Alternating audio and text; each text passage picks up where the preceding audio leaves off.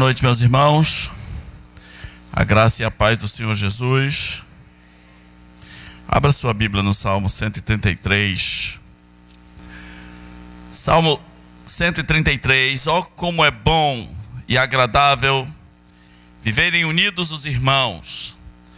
É como óleo precioso sobre a cabeça, o qual desce para a barba de Arão, e desce para a gola das suas vestes.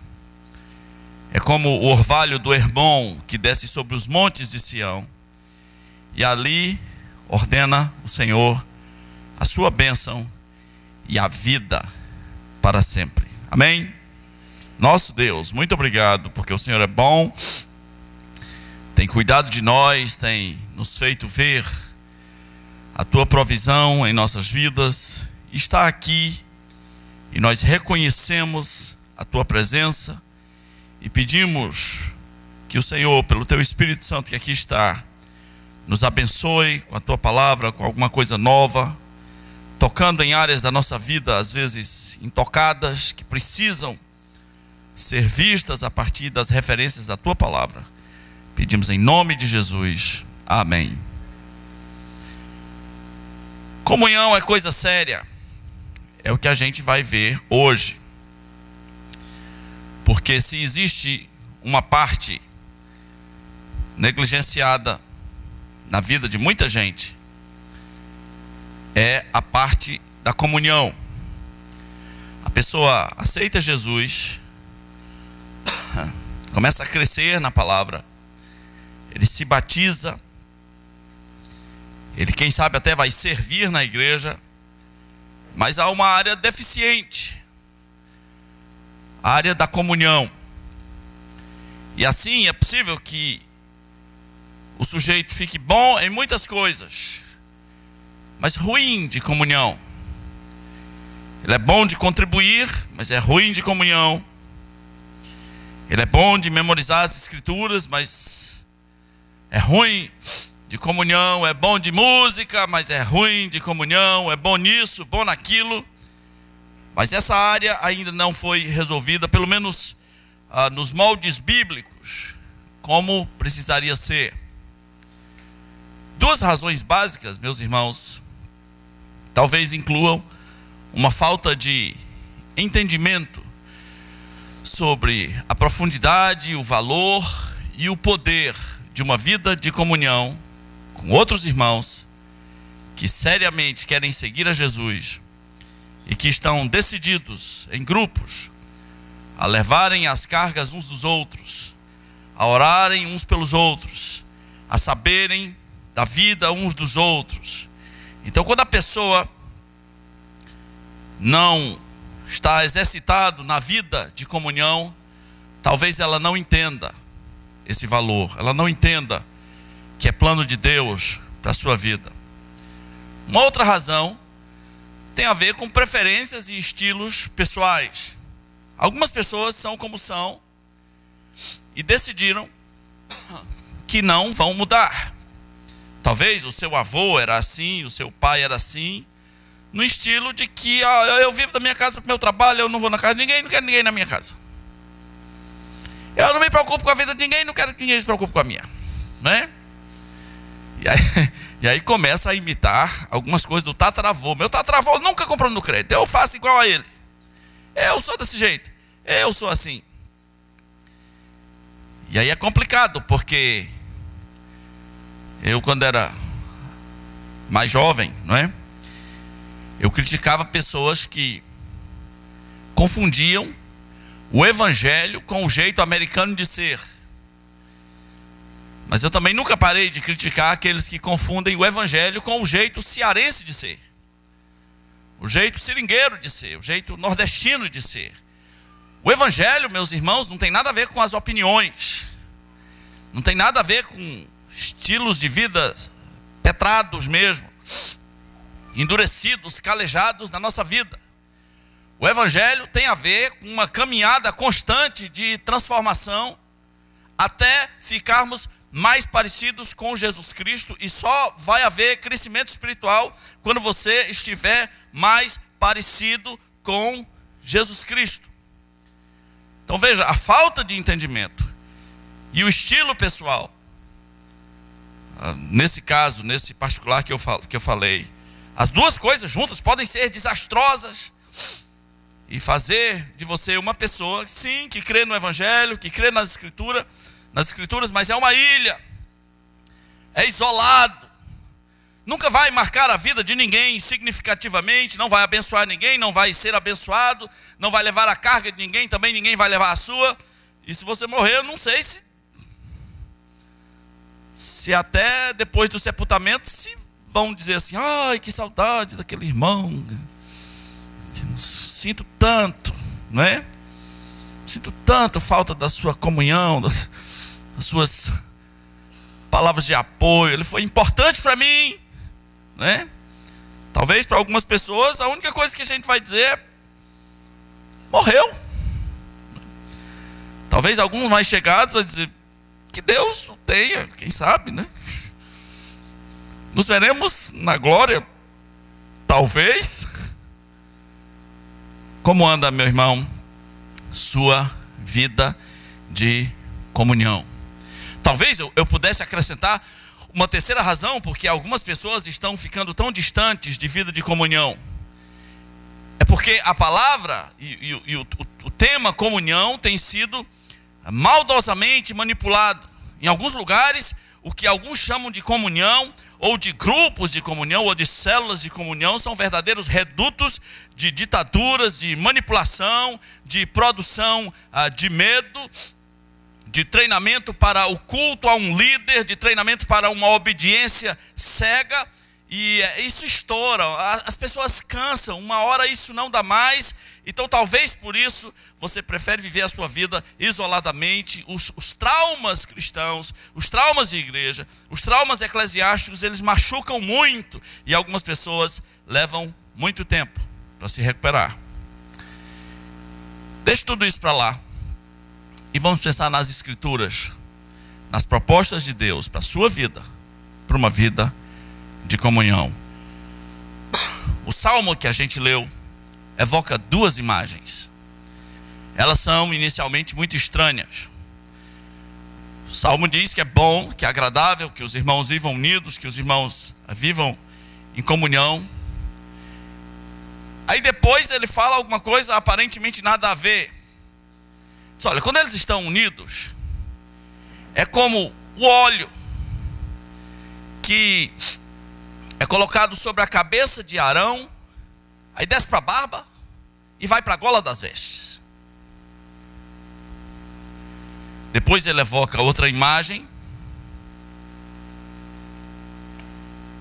e diz: é como o orvalho do Hermon. O Hermon é um monte, não é uma pessoa não, tá? Não existe o irmão Hermon. É como o orvalho do Hermon. O orvalho do Hermon que também desce sobre os montes de Sião, e ali Deus ordena a sua bênção. Esse salmo é muito curioso, muito bonito, especialmente para quem conhece a geografia daquele lugar, porque nesse salmo, e talvez só nesse salmo, o sacerdote Arão fica parecido com o monte Hermon. Por que essas duas imagens, meus irmãos? A primeira chama a segunda. A primeira é do sacerdote Arão. O sacerdote Arão é uma pessoa muito privilegiada nas Escrituras.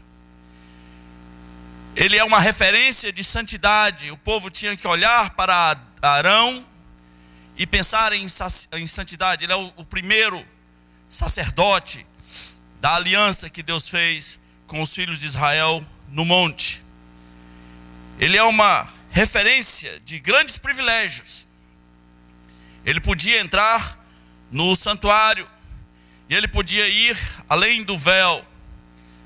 Não há, para quem não passou por aquelas experiências, não há como descrever os sentimentos que Arão tinha ao ver o candelabro aceso com as 7 tochas, ao ver a mesa dos pães da proposição, ao ver o fogo reluzindo nos móveis de ouro. Não dá para descrever a experiência que ele teve ao passar do véu e ver a arca da aliança, e os 2 querubins acima dela, a tampa de ouro, o propiciatório.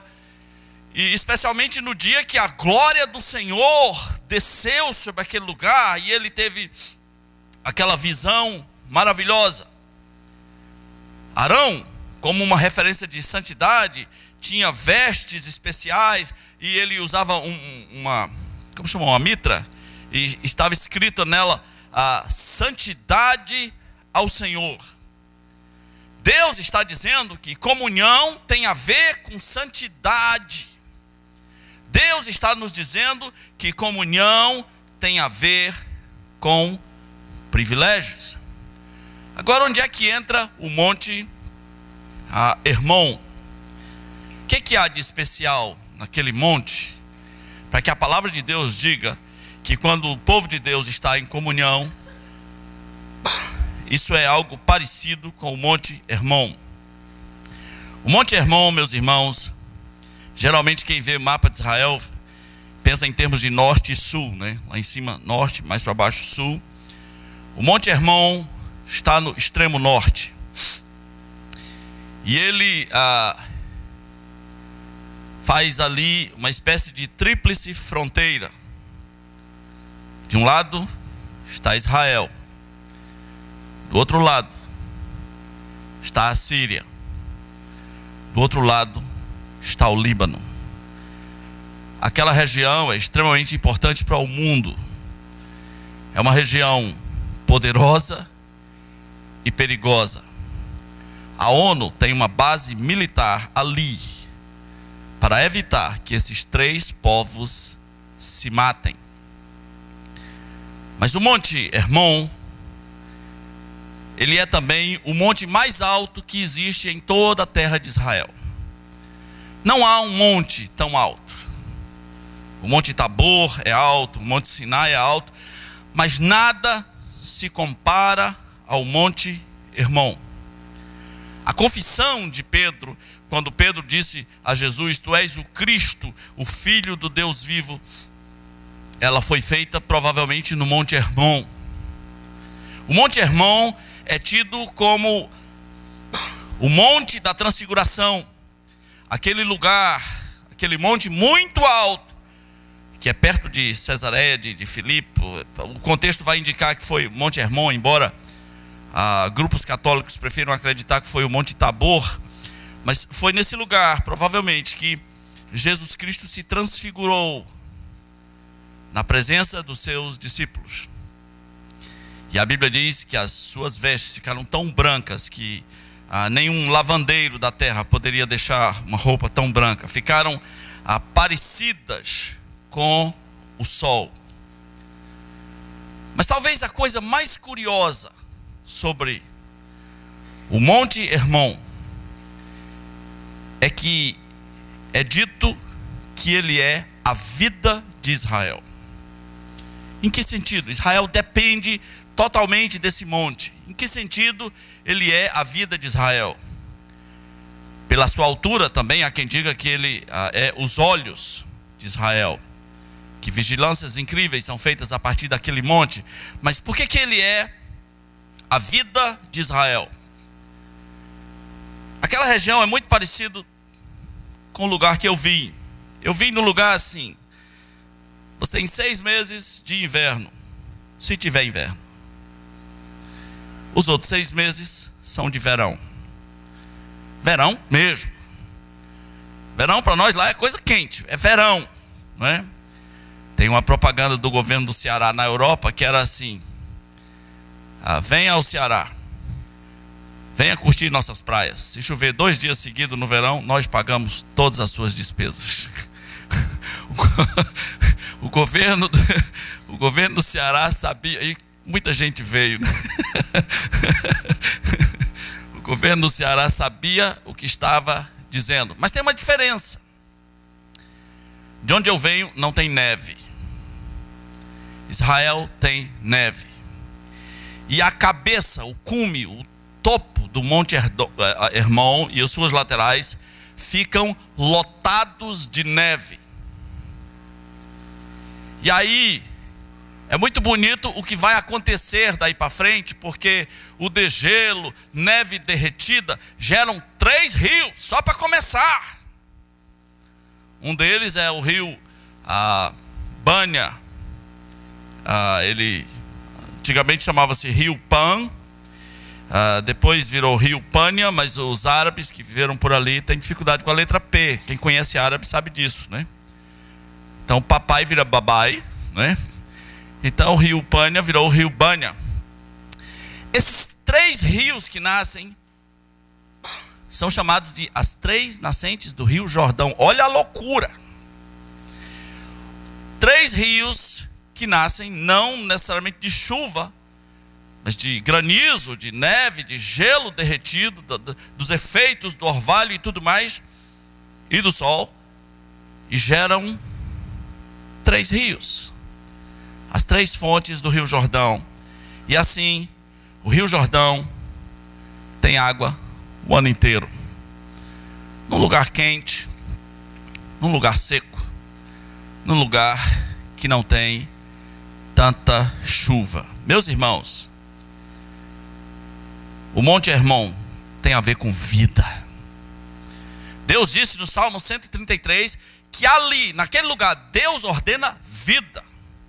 Deus ordena a sua bênção para sempre. Esse monte é a vida do Jordão e, por consequência, é a vida de Israel.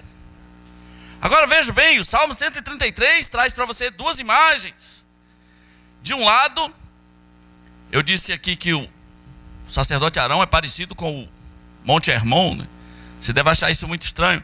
Mas de um lado a imagem do sacerdote, do outro lado a imagem do Monte Hermon. E a água, o degelo que cai pelo Monte Hermon, faz lembrar do óleo que caía pela cabeça de Arão, que desce pela barba e vai para a gola de suas vestes. É um dos salmos que evoca a imagem, uma das imagens mais ricas de toda a Escritura. É como o orvalho do Hermon, que desce sobre os montes de Sião, e ali ordena o Senhor a sua bênção e a vida para sempre. O que vem a partir daí é vida, é peixe, é plantação, é água. O que vem a partir daí é vida. Deus mostrou 2 imagens para evocar uma terceira. A primeira, o sacerdote Arão sendo ungido naquele dia, lá em Levítico capítulo 8. Leia a cena, é muito linda, não tenho tempo para descrevê-la toda. E ele sendo ungido, e o óleo descendo pela cabeça e pela barba e pelas golas da veste. A outra imagem, o Monte Hermon, cheio de neve, neve derretida, vai descendo, vai gerando água, vai gerando vida. Tudo isso para evocar uma terceira imagem, a imagem do povo de Deus reunido em comunhão. É tão bonito quanto a unção de Arão, é tão bonito quanto a vida que o Monte Hermon gera na terra de Israel. O problema é, o que é mesmo comunhão? Talvez esse seja o principal problema para muita gente. O que é isso?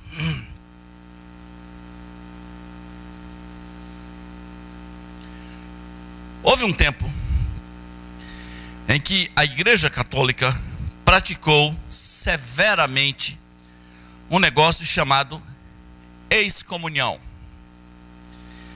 Era quando o Papa dizia: olha, fulano de tal está excomungado. Ninguém pode ter comunhão com ele. Ninguém pode vender para ele. Ninguém pode falar com ele.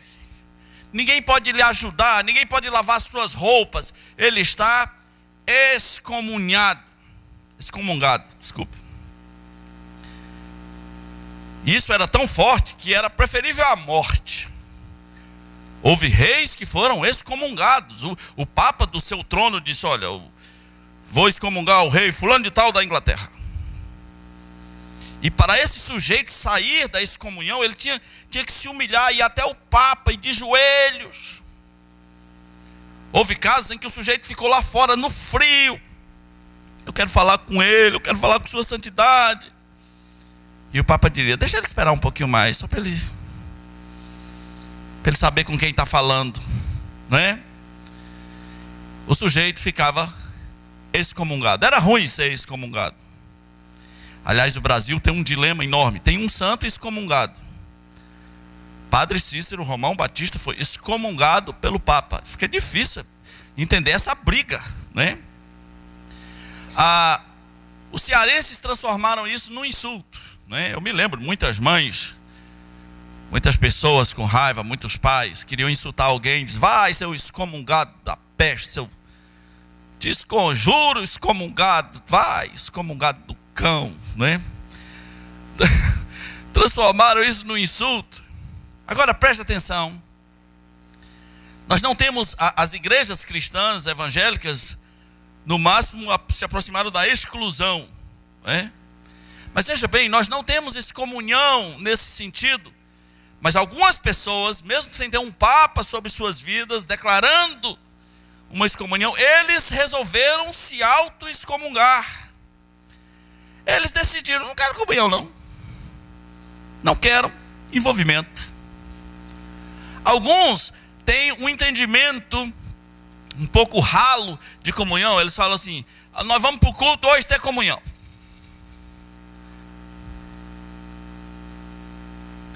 Será que pessoas que vão ao culto têm comunhão?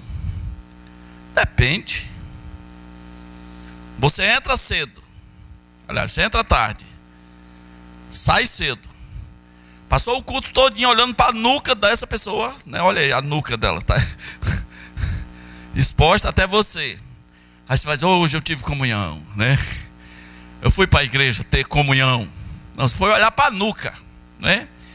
Para a nuca e para o relógio. Nuca e relógio. Nuca e relógio, né? Algumas pessoas, quando a mensagem vai se alongando um pouco, elas começam a olhar para o relógio, apertar para ver se o pregador se sensibiliza. Não funciona comigo, tá? Tem gente que bate no relógio. Se fizer isso, eu aumento. Então, a comunhão, meus irmãos, vem de uma palavra que significa partilhar. Compartilhar. É a coinonia de Deus, é o projeto de Deus para o seu povo. Compartilhar. Só existe comunhão intensa, comunhão verdadeira, quando você compartilha alguma coisa com outra pessoa. Na verdade, os grandes cultos são muito ruins para a comunhão, né? Quanto maior o número de gente, talvez menor. Eu vi isso, hein, Ângela? Quanto maior o número de pessoas, talvez menor a comunhão. Porque o que é que elas deveriam partilhar? Elas deveriam partilhar conhecimento bíblico, encorajamento, palavras de incentivos, oração, louvor juntos, às vezes auxílio material, às vezes levar as cargas uns dos outros. E nós não podemos ser hipócritas para dizer que no culto público é um lugar em que essas coisas acontecem.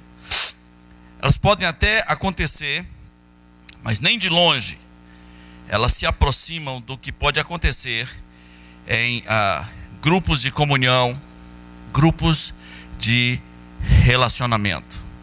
Tem gente que morre de medo de igreja grande, mas aprenda, há uma lógica bíblica que é, à medida que a igreja vai se tornando maior, ela também vai se tornando menor, em grupos de comunhão, em grupos pequenos, grupos de crescimento espiritual. Por que que nós precisamos urgentemente de comunhão? Em primeiro lugar, porque Deus trabalha a tua vida através de relacionamentos. Deus trabalha a tua vida através de relacionamentos. Ninguém é uma ilha. Você só cresce quando cresce com relacionamentos. Quando você vai ver os 10 mandamentos, 4 deles tem a ver com relacionamento com Deus. 6 deles tem a ver com o relacionamento com o próximo. Você precisa de relacionamentos. Em segundo lugar, você precisa urgentemente de comunhão, porque o próprio Jesus Cristo precisou. Jesus Cristo tem muitas pessoas que lhe ouvem. Desses muitos, ele tem 70 discípulos treinados de maneira especial, muito especial. Desses muitos, ele tem outros 12 treinados de maneira mais especial ainda. E dentre esses 12, ele tem um grupo de 3, o qual ele era mais chegado. Nos grandes momentos decisivos da vida de Jesus, você vai ver lá as pessoas mais chegadas a ele. Você vai ver Pedro, Tiago e João. Inclusive, nos momentos próximos à sua crucificação, no jardim do Getsêmani, algumas saídas para tempos particulares, no Monte das Oliveiras, alguns tempos de oração, em lugares reservados. Até Jesus Cristo precisou disso. Eu nunca vou usar a palavra excomungado, mas eu não resisti em cunhar o termo descomunhado, porque é isso que alguns preferiram ser. Se Jesus Cristo precisou de comunhão, se Jesus Cristo, em momentos de grande angústia, disse para 3 dos seus discípulos: fiquem aqui comigo, orem um pouco comigo. Se o próprio Jesus precisou disso, você acha que você é quem? Você acha que você é o super-herói da fé? Que você se garante sozinho? Isso tem um nome: arrogância, orgulho.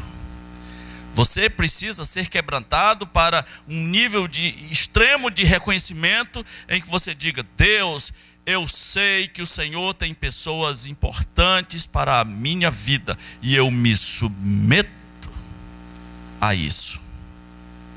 Em terceiro lugar, você precisa de comunhão, porque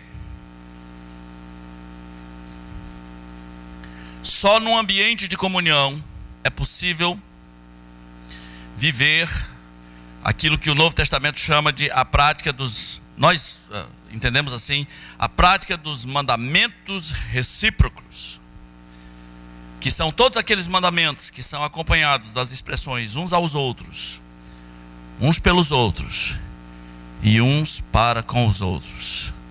Sozinho não vai. Sozinho não dá. Não dá para levar as cargas uns dos outros sozinho. Não dá para orar uns pelos outros sozinhos. Não dá para perdoar uns aos outros fugindo dos outros. Um ambiente de comunhão favorece situações específicas para a prática dos mandamentos recíprocos. Leia Colossenses 3, de 12 a 17, e veja o quanto, e depois continue lendo Colossenses 3, e veja o quanto esses mandamentos são urgentes e importantes para nós. Só quero ler, por exemplo, versículo 16 de Colossenses 3, rapidinho.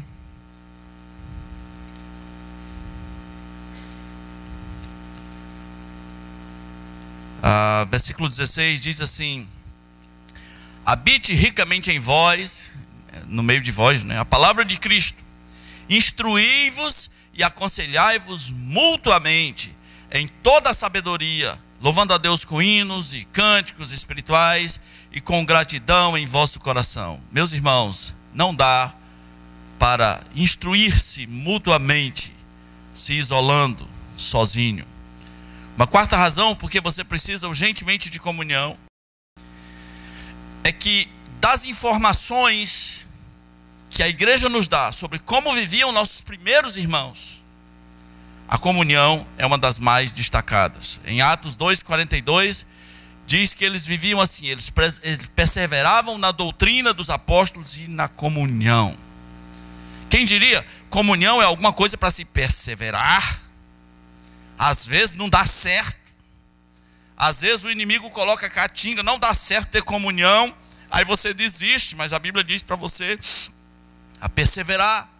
Depois da doutrina, a coisa mais importante citada foi a comunhão. Perseveravam na doutrina e na comunhão, e no partir do pão, e nas orações, etc, etc.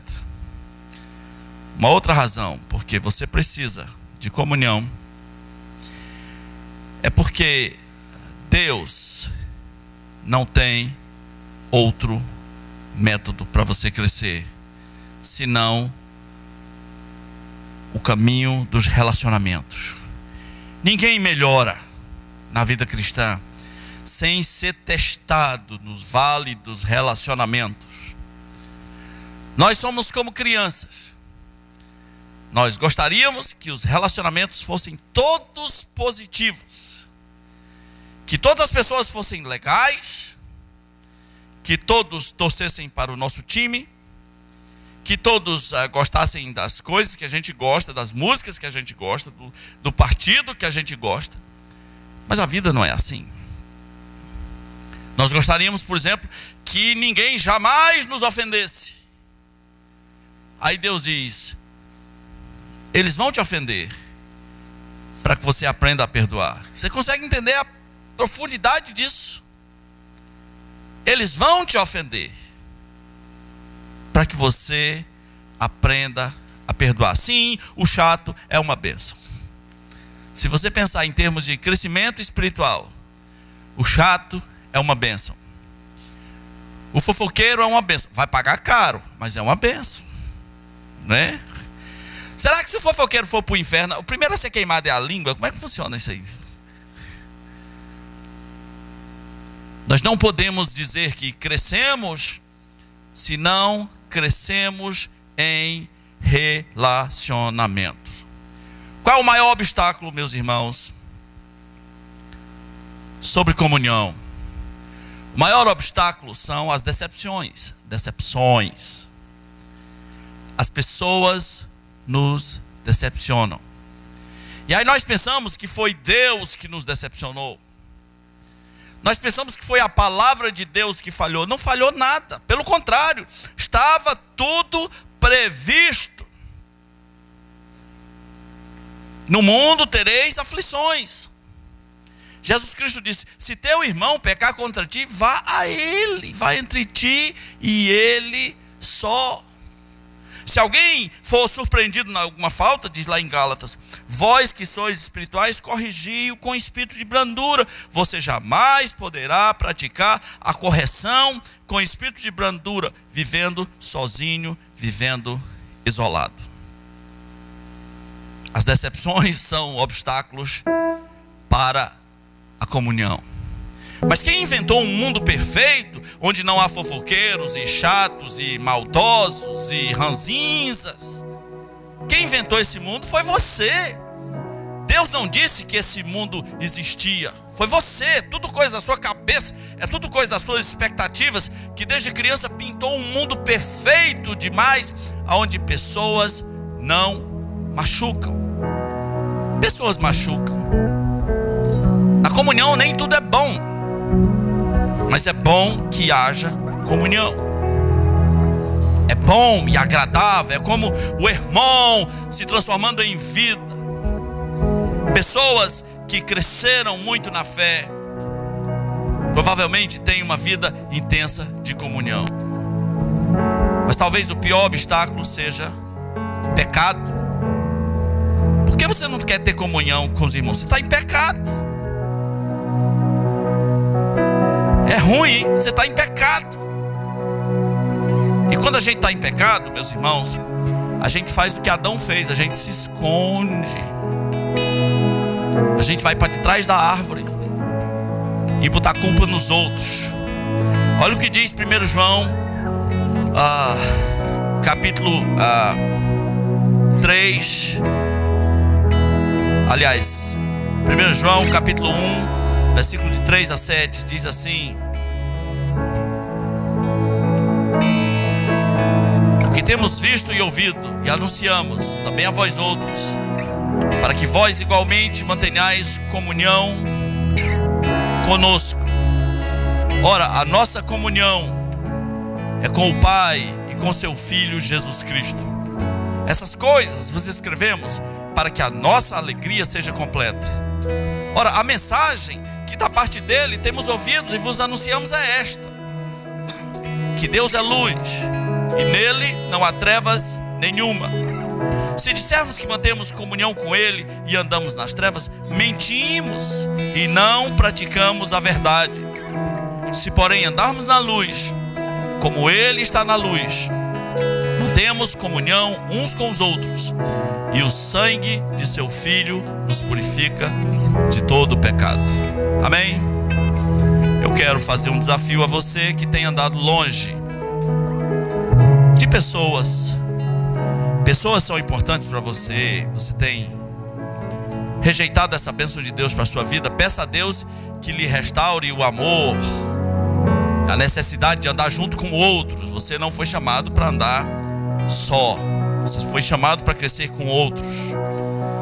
Quero também desafiar essa igreja, pessoas que já passaram da idade espiritual, de liderarem grupos de comunhão, pessoas que nunca estiveram num grupo pequeno, nunca estiveram num grupo de comunhão. Tanto faz se vai ter ou não vai ter, isso não importa. Pessoas que fugiram de grupos de comunhão porque pessoas que estavam lá eram imperfeitas. Amém. Se eu entrar num grupo que só tem imperfeitos, eu faço. Olha para mim, se eu entrar num grupo que só tem gente perfeita, eu faço. Você espera um grupo perfeito? Pessoas perfeitas? Não parece um pouco arrogante demais? Peça a Deus que restaure sua vida de comunhão. Vamos orar. Nosso Deus, nós reconhecemos aqui que é bonito o teu povo unido em comunhão. O Senhor nos trouxe hoje à mente duas grandes imagens dessa beleza: a do sacerdote sendo ungido num momento muito específico da história humana, e aquele óleo descendo pela sua cabeça, pela sua barba, pelas golas da sua veste, que parecem ao mesmo tempo com o Monte Hermon, jorrando vida lá de cima, água descendo pelas golas, pelos lados do Monte Hermon e se transformando em rios de vida. Que essas imagens nunca saiam da nossa cabeça e que nós entendamos que a vida nos teus métodos propostos na tua palavra, que há vida esperando por nós na vida de comunhão. Pedimos que seja assim em nome de Jesus, nosso Salvador. Amém.